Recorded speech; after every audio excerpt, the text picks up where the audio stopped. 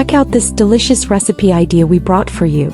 Start by chopping 2 peeled potatoes into pieces about this size. Now take a red onion, cut it in half and slice each half like this.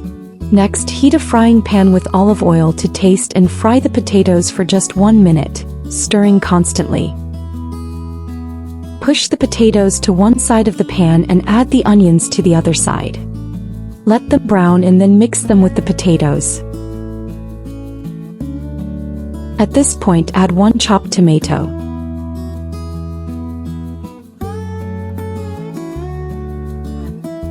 Season with salt and black pepper to taste. Mix everything. Set it aside for now and grab a bowl. Crack 5 eggs into it and add a pinch of salt, black pepper and paprika. Beat the eggs well.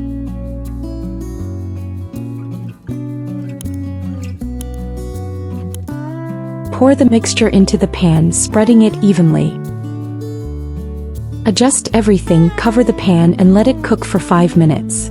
Then, using a plate, flip it over and let it cook for another 3 minutes on the other side. To finish it off, sprinkle chopped parsley and scallions to taste.